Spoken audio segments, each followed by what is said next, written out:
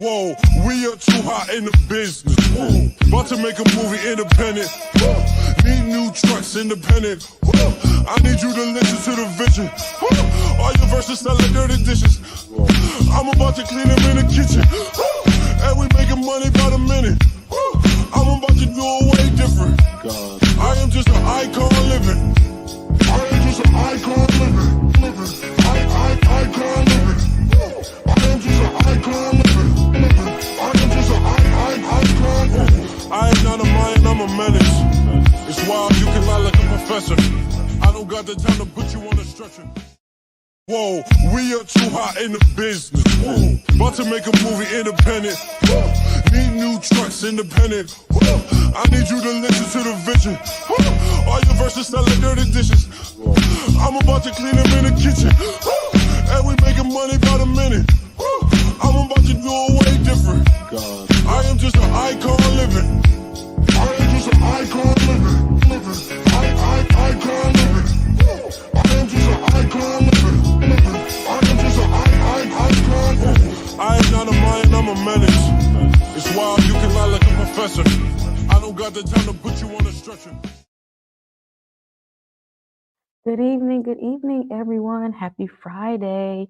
This is Reasonable Doubt Fridays with another episode of Reasonable Doubt. A lot of stuff happened in this episode, y'all. Like a lot in this 1 hour. I feel like it was a lot. But let me see what the guests backstage say, because y'all know I'm not here to talk about this by myself, because it is some things to talk about in this episode. Ashley, did you feel like a lot happened in this episode, or was it just me? You on mute? I did. I feel like a lot happened, and then I feel like nothing happened too. You know what I'm saying? It felt like there was a lot of moving parts, but I'm like, where did we really get to? Did we really reach any resolve by the end of the episode? This was probably my least favorite episode of the season, honestly. But yeah, I mean, they did stuff. Stuff definitely happened. They did. Yes, I mean, I ain't see, it wasn't a whole lot of solutions to anything, but I think it was some stuff that, that kind of happened a little bit in this episode. Yeah. Tyra, what about you? Do you feel like some stuff happened? I mean, that dream happened.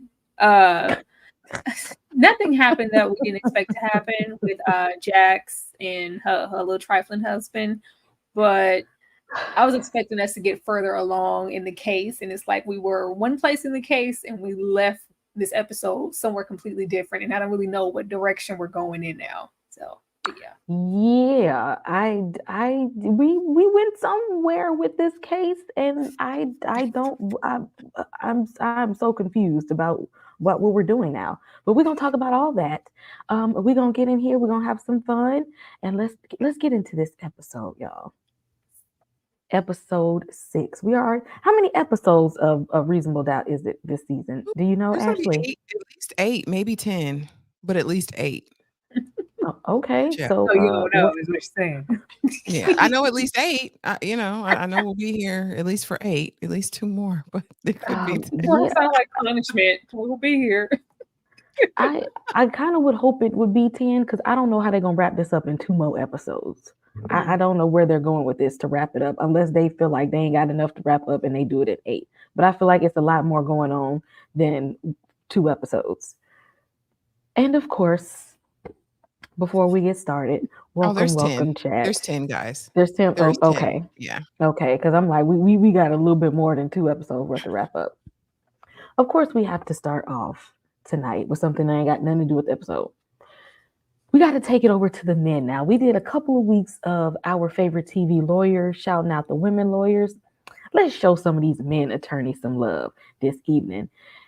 Tyra, now if you were Chanel, okay, and Jabari got knocked upside the back of the head and you ain't do it, but somebody else did, but you want them to think you did it, who you calling?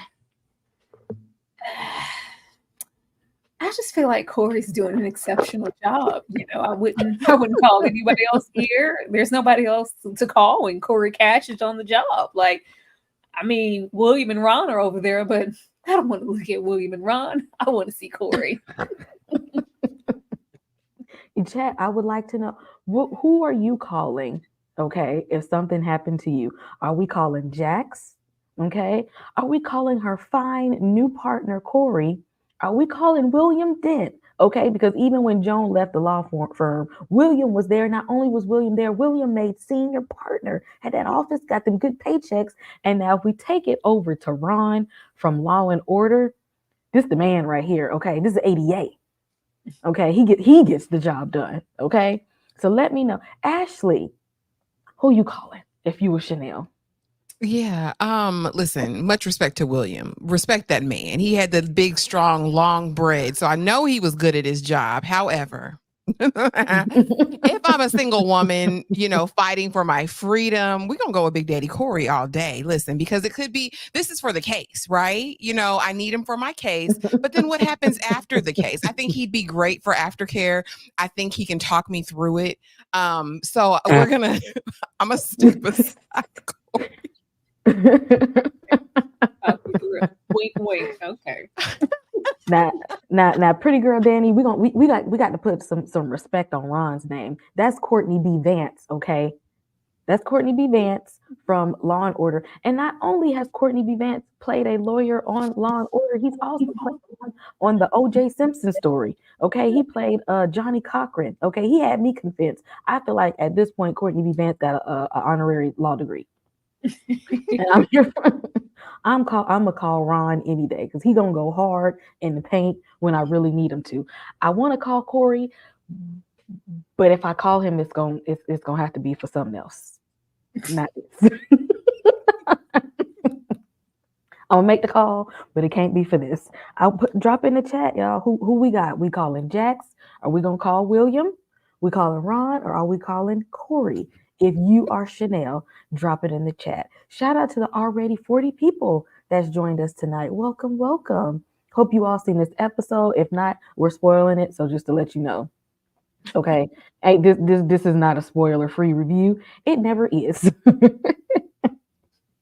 But moving into the episode, it started up where we left off in episode 5 with young man here. We calling some of everything. Mr. Young Man here, trying to pull up on Jax with some ulterior motives, and at least this time she had a backup plan, because she had old boy who always down for the get down. In the back said, "Look, you can point that gun at me all you want to, but my homeboy gonna call the police if you don't hear from me. So what we doing? What we doing?" And in the wise words of Ice-T and Leprechaun in the Hood, "You ain't no gangster. Sit down. I told y'all last time he wasn't gonna pop off. I said he ain't that kind of guy. He's not him." Tyra, did you think he was really gonna do something? Hell no, wasting my time, wasting our time. We could have, like I said, any time that we spent with this little fella in his storyline, it does nothing for me. It takes me nowhere, and I'm about sick and tired of seeing the middle of Jack's forehead scrunch up. I don't want to see that no more. I'm tired of seeing that. I swear we get forehead scrunch up every single episode, and like we knew nothing was gonna come of this. At least this time she had sense enough to have Lee Investigator Bay waiting outside. Exactly. Ashley, did you think that what is his name? Aubrey? Adrian. Did you think he was girl? One thing about it, can't go mess up these names. Did you think he was about to pop off for real, pointing that gun half cocked? He probably even got no bullets. No, he wasn't even going, but he's not gonna bust a grape in a fruit fight. Also, why is the blicky back there like that? I always think that they're going to shoot off like a butt cheek. I really hate that when they just stick it in the creases. You know what I mean? Because what else do you put back there? I don't like that at all. And I really don't like Adrian. But to your point, Jax would have been in the same situation that she was in the end of season 1 had Daniel not volunteered to go with her. Jax is out here, to me, in my opinion, moving recklessly. You don't know this man. Her discernment is nowhere. I'm surprised how she's so successful in her law career because she can't read anybody. She can't read anybody correctly. But no, Adrian is sorry. He's a simp in the worst way. And he's not about anything. I thought we were hopefully going to see him unalived this episode. I thought White Mark was going to take him out, but we didn't even get that satisfaction. So gotta come. He gotta go. He gotta die. I don't know what they doing with that white man in the prison in the pinko. What they gonna do? He gonna get hit. He gotta go. There's no use for this young man. I thought we was going. I said because if we pulling something out, we need to make something happen. We need to make something shake. And all he did was waste my time. Yeah. And Jax, knowing that she put herself in a situation to trigger her, Jax, do you want to get well? Like, do you care about your mental health at all? Because what we do is after we come home, after we've re-traumatized ourselves, because nobody told her to go over there. If a little man would have called me, I would have showed up with the police with me. I would called them and said they meet him at the door, not me. They waiting for you at the door. But no, she puts herself in this situation, re-traumatizing herself.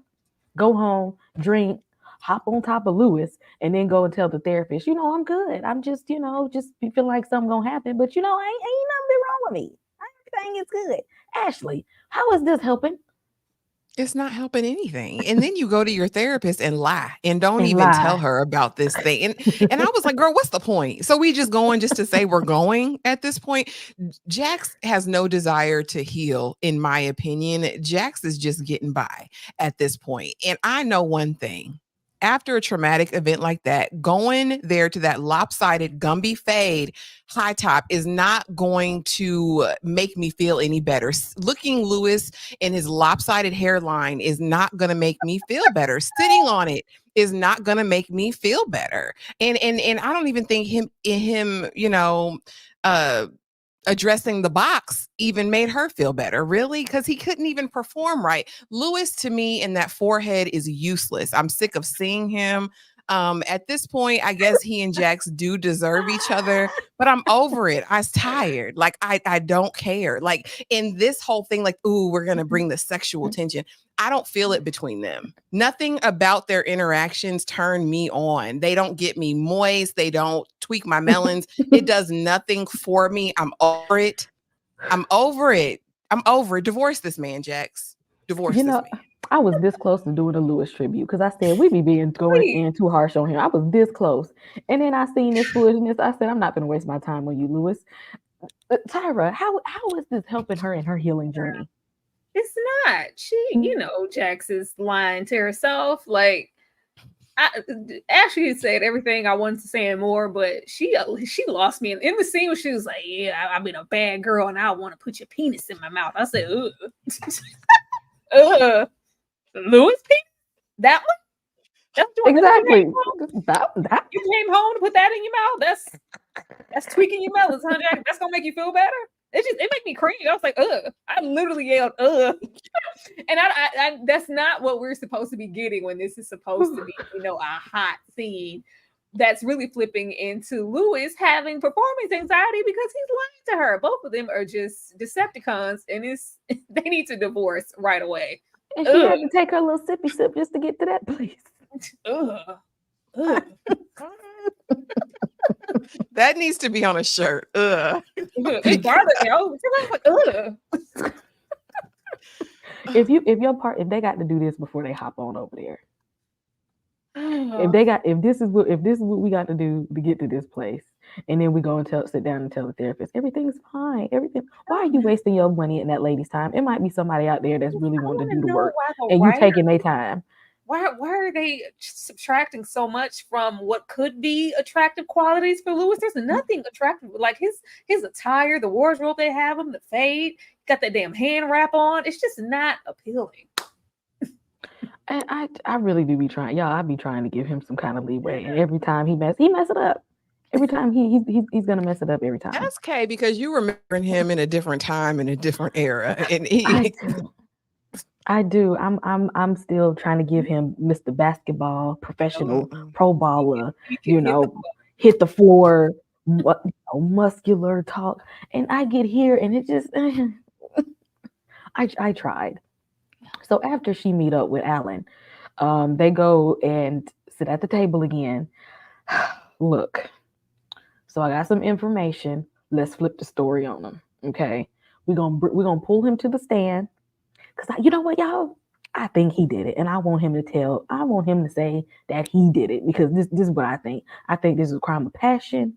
We gonna get him to admit that he did it, so I can get my friend out of jail. Now I ain't gonna tell her that this the plan, but I'm gonna tell y'all this is what we doing. Y'all, did y'all think that this was a good plan, Ashley? Is this new strategy a good strategy?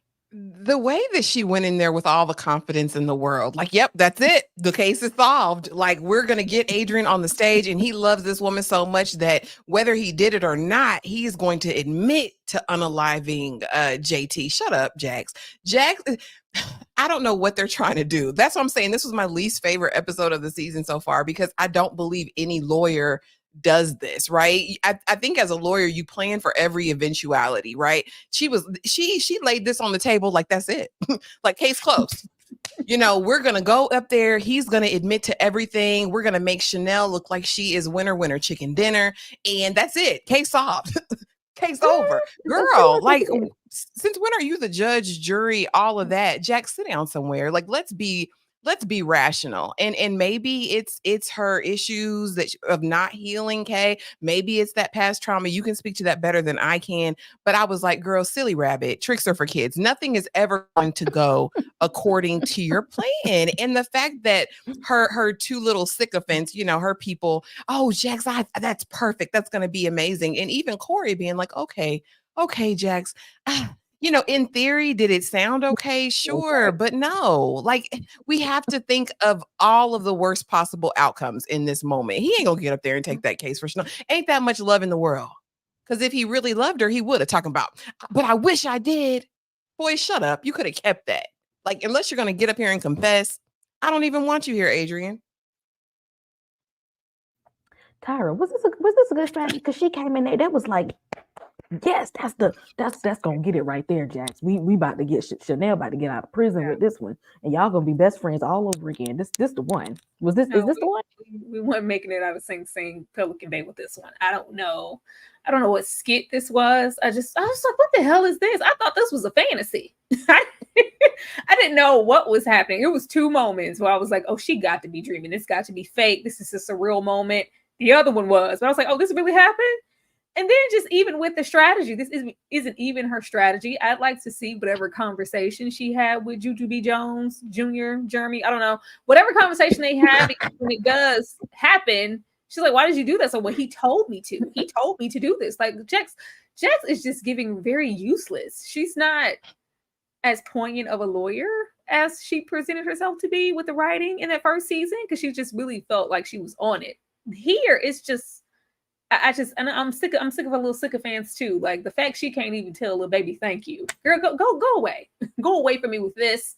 This didn't make any sense. And even in this moment, I was expecting Corey to be like, well, hold on. He was just like, no, that's all right. We working well together. I was like, yeah, this doesn't make any sense. Get to the next episode, because I don't care about anything that's going on here. She deboed his whole case. Is this not his case? She just on the team. And she just decided to come in there and now play. I'm the captain now. And she really thought she had something there, y'all. She felt good about herself that day. I can't even, maybe she just needed a win and they wanted to see her happy for once. Because the way they was looking, I don't even think they really thought that was a good plan. But they cheer for her anyway because that's their friend. This is just random. Even with I don't know if you have a slide for that, but with the assistants, like, I'm married to a woman. I was like, where are these random things coming from? For what? What is happening? Who wrote this episode? Somebody that was rooting for Jax. It was all a dream. Y'all, I was about to flip this whole, oh my God. I wanted to turn the whole TV off after I seen what was about to happen. They got me so upset because I said, I know I know that I know I ain't seeing what I'm thinking I'm seeing. And then it was what Corey of all the people. Ashley, help me. Did you get upset or was it just me? So here's the thing. I told y'all this was going to happen.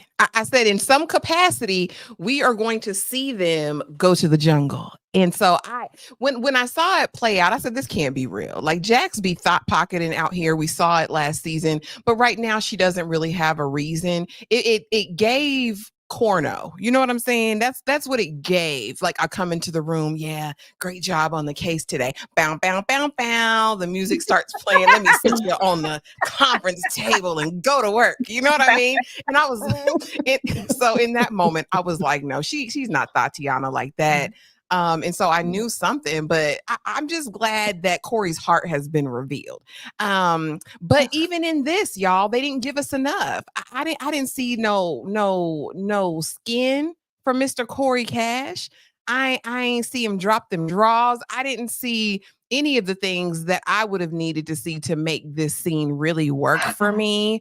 But yeah, I mean, you know, they're pulling stunts this episode. So no, it didn't surprise me. Again, she's not this much of a Tatiana to just know words and we commence to screwing on the conference room table. You know, and then it wasn't even good and deep. Like, you know what I mean? I want to see him break a sweat. Like, let's get into it a little bit more if we're gonna even approach it in the dream. Why not? It's a dream. There's no limits, Kay. So if I have any complaints, it's that they didn't take it all the way there. You know, I can't. Shout out to the almost 60 people in here. Y'all, let's keep running this up. Keep running it up. Let me tell you, me looking at them, I felt like I was looking at Maddie and Officer Platt, because what they was doing was getting on my nerves, and I got up. I had the same anger that I had watching Lady in the Lake. Tyra, how did you feel about this? Was you here for it? You already know. This is the last thing I wanted to see. Like,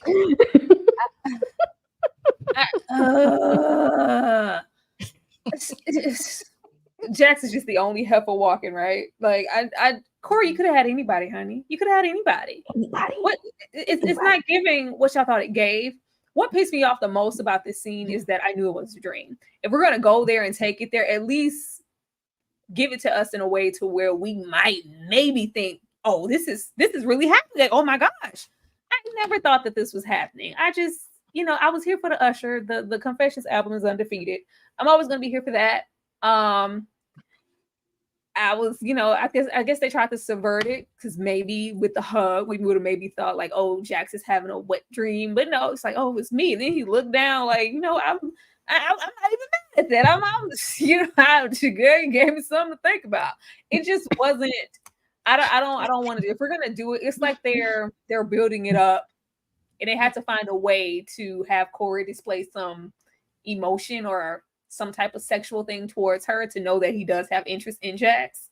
But I'm like, I just don't care. I don't care to see them sleep together. Jax is not good for anybody as a woman, a spouse. So you need a wife to be a lawyer. You need to find a good wife and build a team. Jax is not that. Like, I'm not interested. I don't care. Ew. If only he just, again, like, even if y'all was gonna take, we could have seen some. I sweat us back. I don't something. This just they showed his chest a little bit, like her in the pants and all. I'm like, oh, can we please? But they want to show Lewis little bird chest every chance they get. Come on, guys. Come on. And then I feel like with Morris, you know, that the Morris, a man of a, you know, he's on a Boris culture. Like, I got a wife, I got a woman. I'm surprised she got to kiss him that much. But the way he was pumping away them last 3 minutes of episode 1, I expected a stellar. You know, that's a little different. It was a couple of pumps. We behind. Like, this is, you know, there's a barrier. He's been doing this all his life. He can give us something. She's trying to put that tongue on Morris. He's been doing it all his life. She's used to it. Just like Idris Elba's wife said, this is our man. Okay. She said, I know the deal. I know what I signed up for. He know what he signed up for. Y'all could have gave us a little bit something else. Because all this did was get us upset. When they just, ruin that little facade of the shambles of a marriage, she's gonna just run, and it's gonna be a moment where they just come on and get it over with, let them sleep together, and let's just have at it, please.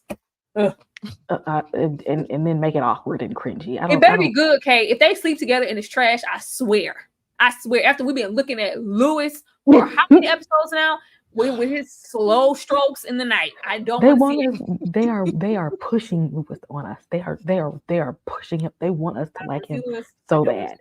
I don't want to see Lewis in them grandpa strokes. It just gets old. I don't care. Lewis. I want to see Mars. If we're gonna do it, let's go full throttle. Even though I don't want to see them sleeping together.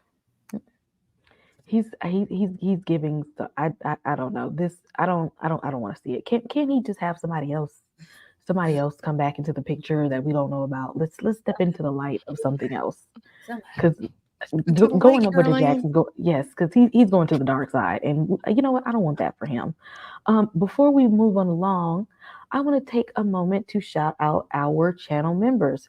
You all, we have Blockbuster Movie Night Watch Along tomorrow night after KillerCon. Okay, we're watching Vampire in Brooklyn, members only. So y'all look at everybody's channel has a membership. Go ahead and hit those memberships up. Shout out to our newest channel members. Shout out to our new channel members. Thank you. If you want to be a part of Movie Night Watch Along, we had it last Saturday. It was a blast. People in the chat who was there, y'all let them know. We're doing it again this Saturday, kicking off spooky season. Vampire in Brooklyn, Saturday night. Let's take a moment to shout out to the subbies and the channel members, the sweet peas, the strugglers, the final girls, the final guys. Strugglers happen. Yes, I'm making strugglers happen. Okay, shout out to all of the channel members. We want to say thank you, just real quick, like. Do not turn me down, just don't turn me up. Roscoe, that's what's up. It's how that we all the way.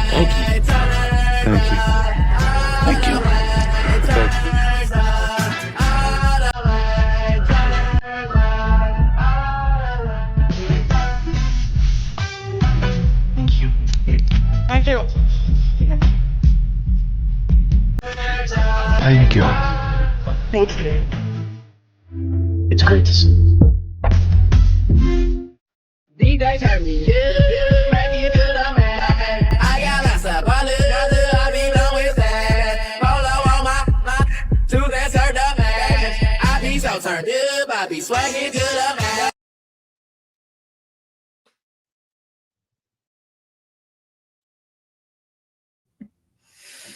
Thank you, y'all. Thank you. And again, everybody's links are in their comment section. They on the channel, and we'll see all the members tomorrow night for watch along. Getting back into this episode. Now here's something we probably ain't really gonna want to talk about, but we gotta talk about it anyway. Oh, she's not having a good time with this episode, okay? I wanted to lighten the mood before we came over to here. One thing we hate is an annoying child in the television show. Oh my God. I don't care about these children at all. I don't care about what's in his secret drawer. I don't even want to know why she's on making TikTok videos, doing her little dance. You know what? She just like her mama and her grandma. That's all I chalk it up to. You're just like your mama, and your mama just like your grandma. I don't know what y'all got going on, but I need it to stop. And you know what? They're not alone in the most annoying TV kids. I have up here my list of most annoying television children, and y'all drop in the comments, okay? Why is Steve Urkel not here?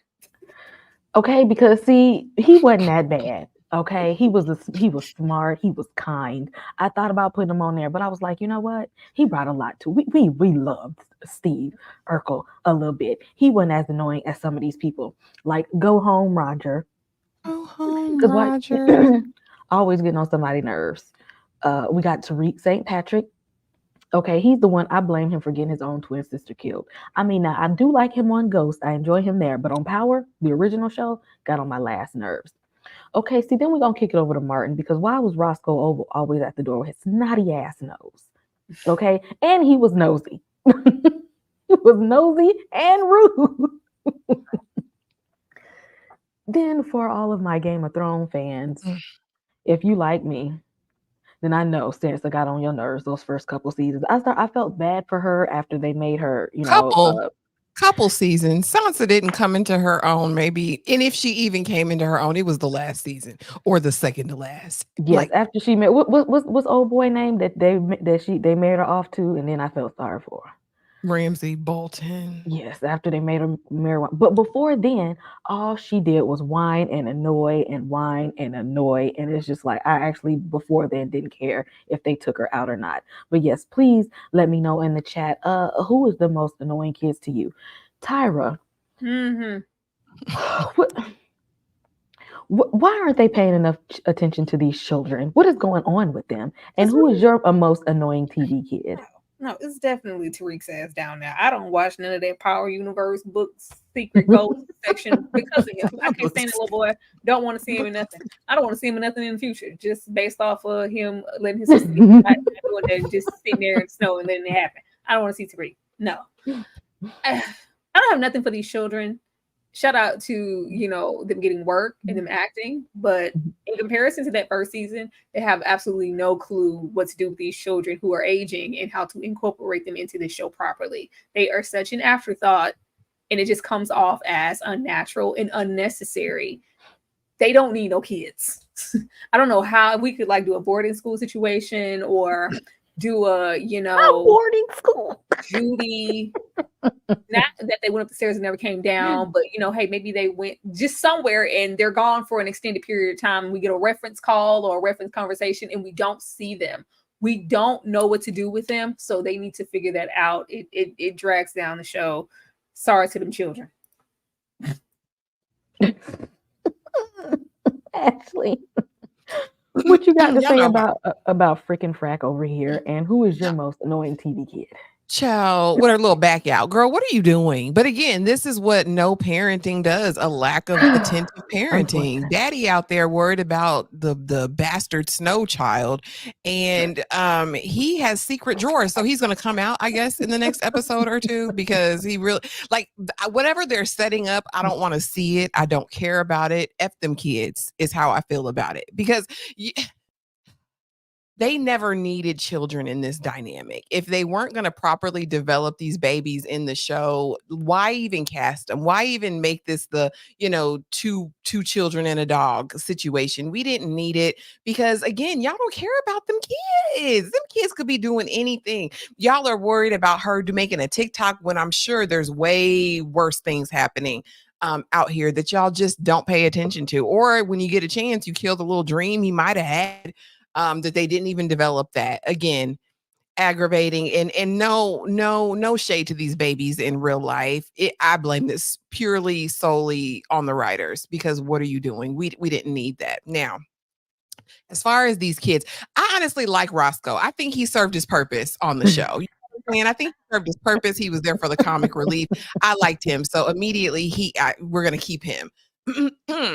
Go home, Roger. Roger was aggy as heck, and I just can't even believe that them braids was a look back then. I can't believe that my peers was after him. I myself was a Romeo type of girl back in those days. But the way they loved Marcus down, I'll never understand it. But he's still not the worst because Roger came with something sometimes. He came with some help sometimes, to get us out of a situation.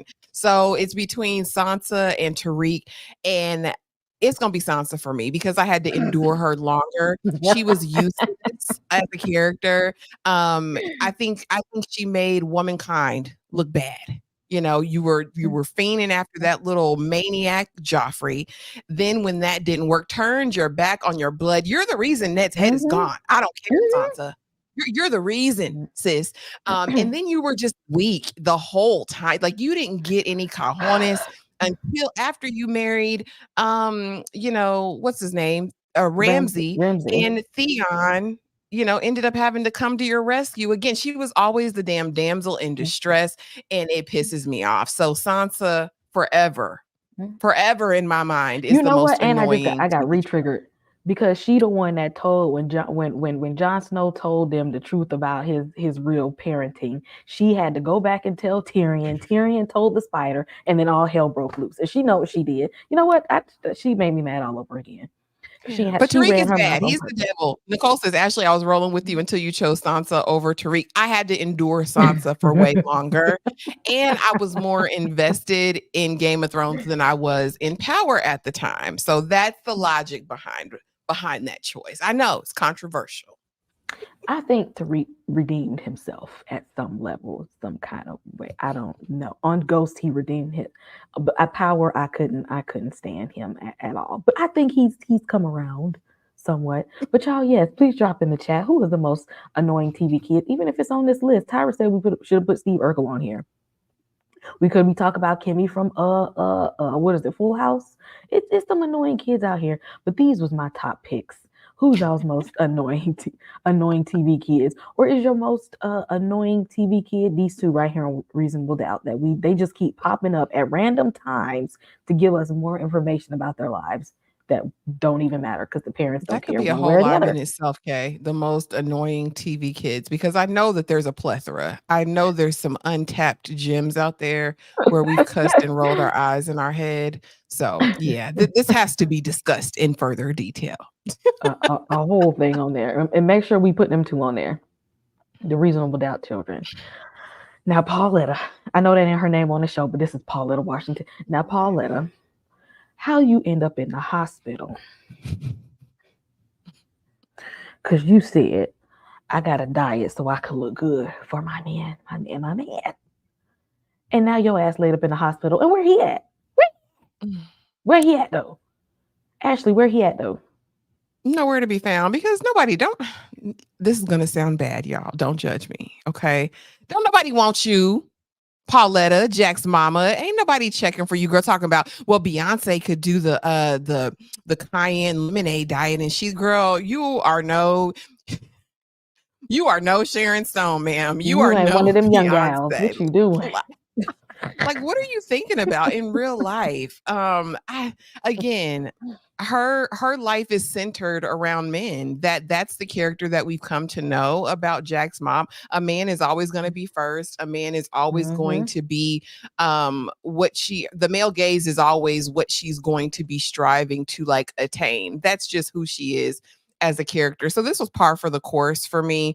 I wouldn't have been mad if she'd have been taken out, though. I wouldn't have been mad if she would have flatlined.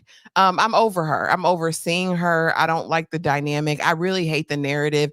And I really hate that they really haven't gotten to the bottom of the issues that they have as mother and child. Like, Jack still is harboring resentment because this lady's still bringing up this dead man who groomed her child. Like, I don't know. I really hate it. But I mean, I guess it's real life for some people, and Jack's always being there to help her pick up the pieces. But I wouldn't have been mad if it had been more than just her falling out. Sorry to this lady. And Jax talking about, oh yeah, I'm gonna take the whole day of work off to sit with you. Where's the man that caused you to be able to? Do he know that your old ass was over here trying to diet just so that you can look good going to? What, you are not Beyonce. Exactly, you ain't Beyonce. And then how you know that she did that diet and it worked? Are you one of the rich and the famous that this worked for, ma'am? What do you think, Tyra? Kelly can go to hell. I don't know who yet. Kelly can go to hell. Like, I'm really sick of their dynamic. There's no growth happening. I expected them to be a little, not, anything super substantial, because we know where her mother is mentally herself, and she ain't been able to get beyond herself to even care about what's going on with Jax in real time. But if we don't end off this season with her sitting down on that couch with her mother for therapy, what is it all for? Because they both need help, because the daughter looks like she's following in the same footsteps of her toxic mama. She one toxic mom after another, and now you want to be there for your mama, and your child over there shaking it around town for some TikTok views with her back out, Cause girl, what how are we tying that shirt? Weird. Exactly. And yeah, y'all looking all shocked. And then the thing is, Lewis again had to bring it to Jax. Because if you leave it up to her, she would have an OnlyFans right about now, and Jax wouldn't even realize what was happening until it was too late because she ain't paying attention. But she over here at the hospital with her grown behind mama trying to go and eliminate that. Lady, you too old for that foolishness. Knock it off. Now we back in court. We done brought little Adam into the courtroom. Because Jax want to put his ass on the stand. And he come and flip a whole switch of a story. Because they're like, okay, this the plan. This is what we going to do. And he get in there and say, well, you know, I'm not the one who did. I wish I did. But what I will tell you, what I will say, y'all going to have to give me protection. But let me tell you something. Jamal took that money and was gambling with it and ain't even tell Chanel. And I ain't even want to tell her neither. I'm trying to keep her innocent because I know he was doing some foolishness. I was trying to protect her from him. But it's it's a whole ring. They out here doing Diddy parties out here, y'all. And they like, oh, now we need to turn the focus onto the Diddy parties. Tyra, what's going on with the Diddy parties and how do we ain't even freak say nothing about ops. Chanel? They were just like, oh, this what we doing? We need to turn it around and focus on that part. Can we not make this the narrative of every show, every court case, make it a Diddy Epstein moment? Like how do we get from where we were to here? And what does that mean for Chanel? Like, I didn't like this dramatic leap of, well, yeah, we don't even care about that. This is a big fish. This is a big, case. And that just negates everything else that we've been, subjected to through, like, we've been hella invested in Chanel for how many episodes now? And we get here and it's like no longer about her and it's about a bigger situation. So what is she's scot-free now? Like, what does this mean? What does this mean? Besides maybe some repercussions for that young man in that young suit for him, not holding his word and talking his ish in court and naming names, and they went to arrest old boy. But even, the lawyer over here, her storyline went absolutely nowhere. They put her out here as if she was this big fish. And I already knew where we were going once the tire was slashed. And I was like, okay, this is clearly her ex, the husband or whatever. I'm like, what? I don't care about her enough to care about whatever she may have going on with her. We haven't spent a lot of time with her for us to be like, oh no, not her and her son. We don't know them folks. We don't know those people.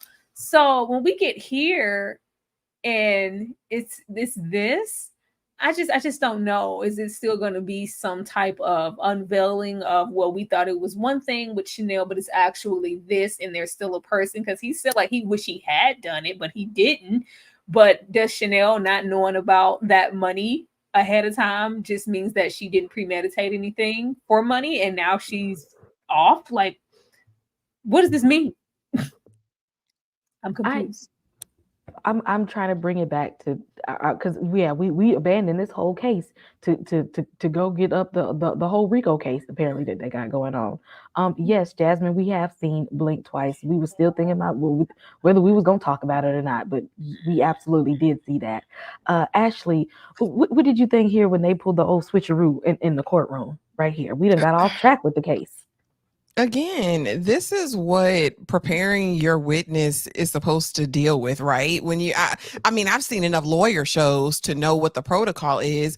You get everything out on the table with your client, so there's no surprises when you get into the courtroom. That's why I was like, when she went in that room with her sleeves rolled up, like she really had the answer to everything. I was like, girl, sit down. So no, it didn't surprise me. I don't think we needed another Smex ring. Like, come on, guys, we get it. And it goes high up and we know that there's going to be implications. But what pissed me off most about this whole thing was how murky they left it. It was really muddied writing towards the end of this, because I was asking the same questions as Tyra, like, okay, what does that mean for Chanel? Like, we know it's an election year. We know the DA. We know you guys got immunity for Adrian, but what about Chanel? I feel like she was lost in the sauce because this is a high profile case.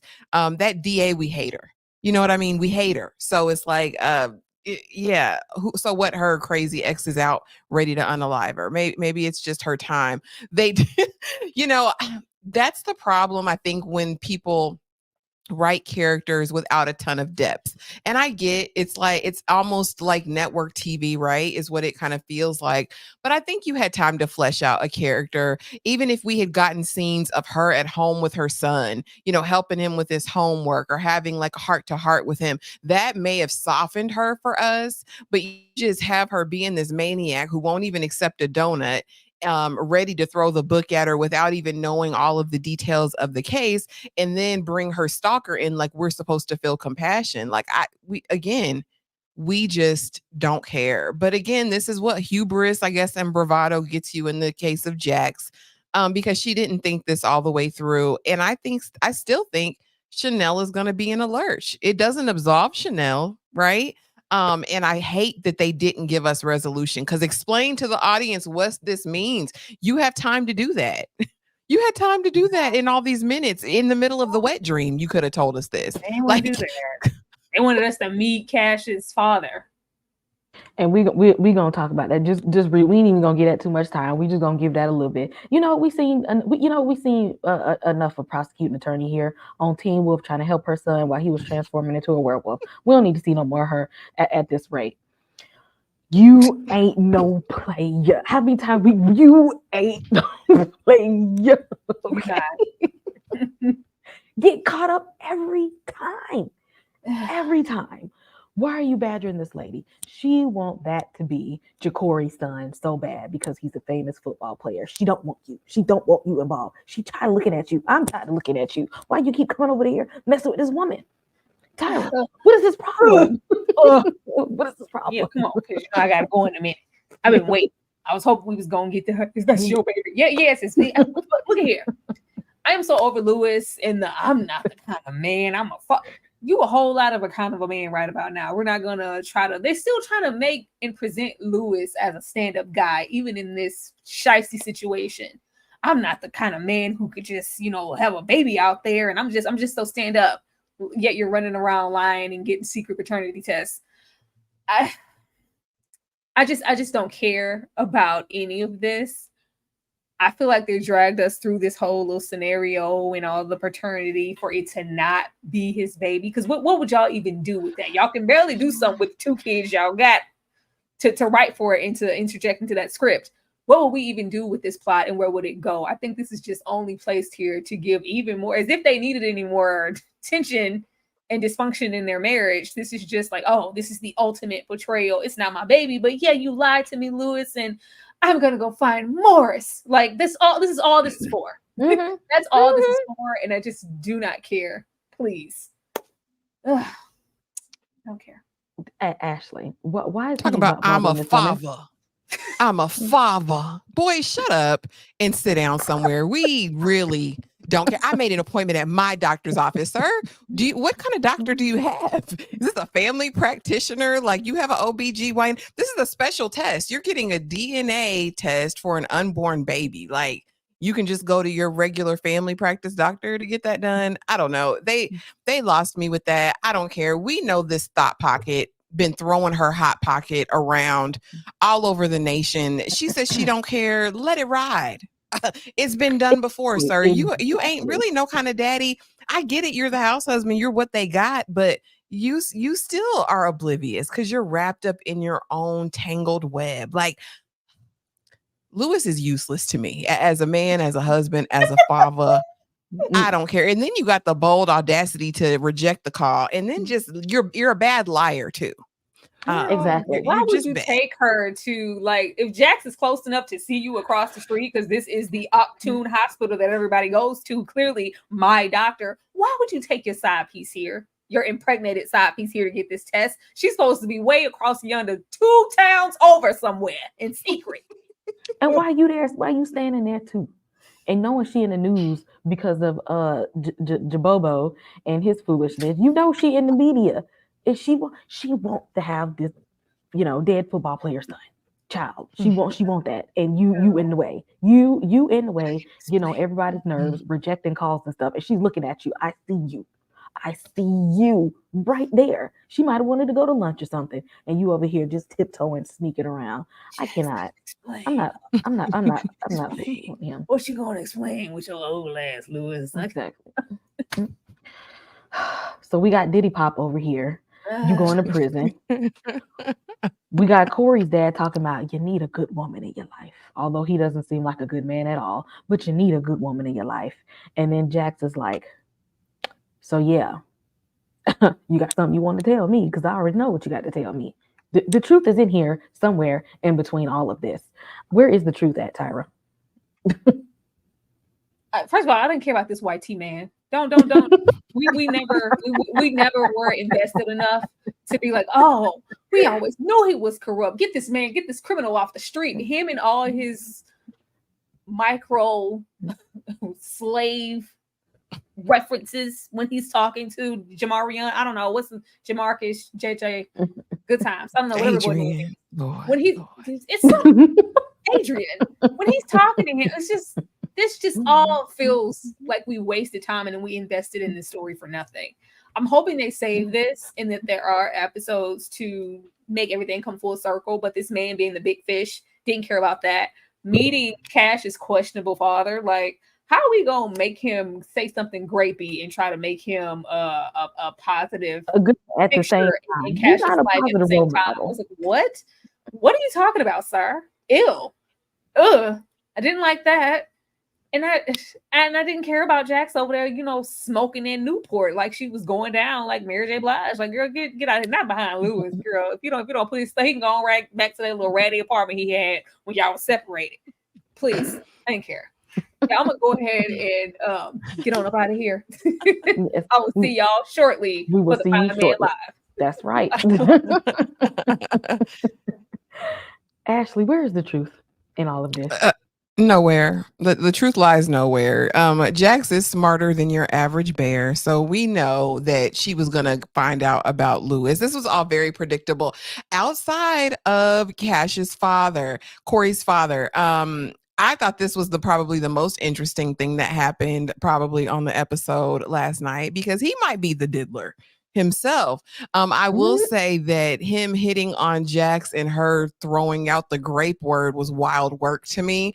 But I think they're leading up to something. And I actually think this is a clue to the lady we met in the Pinta, the first episode or the second episode that Corey was talking to. I think his daddy did something to that lady. And that's his effort for like trying to help her because I think he feels guilty or complicit in some way. His dad is a predator. I definitely think that's going to come out as the season progresses. But yeah, I don't care about Mark. Who cares about Mark? He's not one of our Marks. So we don't care about him. And Jax, go on and just leave that man and go sit on Corey. We know what's going to happen. Y'all, we know what this is. Do you think they're over with the Diddy Party story? Is this wrapped up, or are we going to go down? No. Corey Cash's daddy probably in on it too. It's probably Rusty. They're going to stretch this. We got 4 more episodes. They are going to enmesh this. Watch. It's going to be a mess. Because why would it? Because I'm trying to figure out a reason why they brought his dad into this. It's got to be some more foolishness that's happening later on with his dad that they ain't telling us about. So what do we think is going to happen in episode 7 that we might not have already predicted? I think we will learn more about Corey's relationship with his dad and probably go back and talk to his other client, right? Because he said he was taking this case for her behalf. And so I don't know if that was to set precedent or do whatever, but hopefully we get more info on his dad since his dad is in town. The less I see of Lewis, the better, but I'm sure they will have an epic breakup and Jax is going to go get some revenge smecks the same night. Okay. It's going to happen. We're going to see some smecks next episode. But yeah, I really don't have high hopes. I just hope I don't see them kids. Because what do you? Okay, I know, and I really don't even care. But what do you think the secret drawer is? What's in there? You think I you, think you think he doing that snow? You think he doing some of no. that? You know, what I you think think he it might doing? be something sexual. I think he might be. I do. I don't think that fight was for no reason a couple Oh no. episodes ago, and I think he'll probably be coming out or saying he's bi or something like that. They're gonna spin it. You know what happens in the shows. You That's think we probably gonna? what's in his You little think that you secret think we're drawer. gonna go back to that? I do. I was. They love reusing the same narratives and tropes in all these shows. They love it. They can't get enough of it. And I hate to call it lazy, but it's like there's enough things that happen in real life that you can draw from than to reuse these same tropes and story ideations, I feel like. So Yes, if you all watched episode 6, please drop in the chat.